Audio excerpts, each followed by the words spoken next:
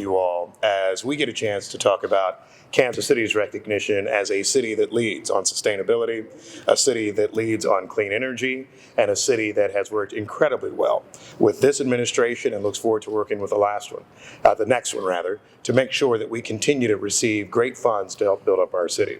Today, we are announcing that with the help of the Biden administration, Secretary of Transportation Pete Buttigieg, and all of our federal partners, including Congressman Emanuel Cleaver, and our incredible grant writing team, including Jill Lawler here at Kansas City, Andy Savastino, who works with environmental issues in Kansas City, and everyone on city staff, the city has received an $11.8 million grant that will help us expand our electric vehicle infrastructure through the Charging Kansas City initiative.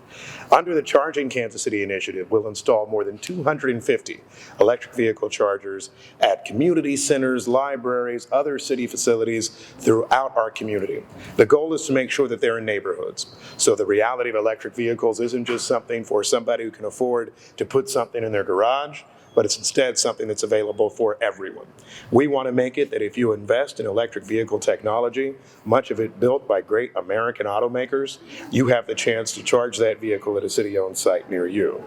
By charging our communities, we are supporting equitable access for everyone in Kansas City to vehicle chargers, to this sustainable economic investment long-term. And to build these charging stations, we are proud to work with our friends at the AFL-CIO, represented today by Pat Dujakovic. The AFL-CIO represents tens of thousands of workers, hundreds of thousands of workers really, if you expand it out through Missouri and Kansas. And what they do is make sure that people get good training, good jobs, and can get good pay. And that's why we're working with AFL-CIO to make sure that we have union jobs in connection with making these 1,300 green jobs a reality. So 1,300 potential positions, training that work with charging these stations up, making sure people can work on the maintenance long term, and great sustainability for us. The Charging Kansas City Communities Initiative will include 256 new electric vehicle charging points. It'll be across 57 sites. It'll include 114 chargers, and it will generate approximately 1.8 million charging hours annually. And I actually happen to, my family owns an electric vehicle, so look for me hanging out at a community center somewhere near you, going in, doing some working out, all the stuff we need to do here at the beginning of the year. So with that, we are grateful. I'll note a few other things just broadly as we look to administrative transfers. Later this week, I'll have the chance to meet with the outgoing U.S. Secretary of Transportation, Pete Buttigieg.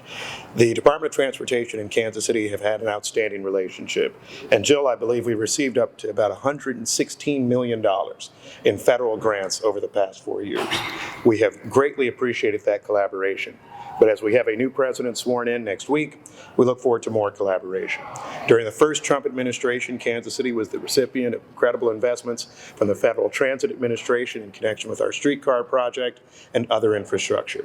We know the individuals and the leaders will change, but Kansas City's commitment to working with our federal government and our new state government administration will not. We look forward to continuing to build success for the people of Kansas City, no matter the party, no matter the leaders, and more than anything, always for the best interests of Kansas Cityans long term. So I just want to say a few points. Frankly, this is part of our climate protection resiliency plan in Kansas City. One of the things that we set out for in 2022 with a new climate plan was looking at ways that we can increase access to electric vehicle charging stations. So we set out to increase the number of those. So with that, we basically set out for grants that were available through the IRA and the BIL. And this particular grant opportunity was a great chance to increase our charging network here in Kansas City. And we certainly did look at where our existing charging networks located in Kansas City as it is today, and then where do we fill in the gaps. And clearly, in disinvested neighborhoods was one area where we thought we could really help in that vein. So with that, I'm pretty excited about this project. This is going to be an opportunity to also highlight new technologies such as solar charging. So we'll start seeing some of those opportunities as well. So just a few words. I appreciate the opportunity with the Federal Highway Administration and the DOT. So we're looking forward to getting started on this project. Thank you. Thanks so much, Andy. All right.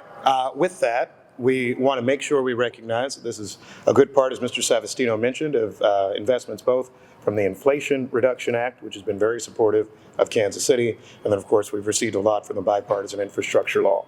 We thank all those who voted to support it, And we look forward to, in both of those, particularly in the Inflation Reduction Act. Jill, there are, what, several $100 million left or more in the Inflation Reduction Act, federally? Oh yeah, there's hundreds of millions of dollars. That's perfect. We hope to get all of it. Assuming we can't, we'll do as much work as we can. Thank you all so much. All right, appreciate it.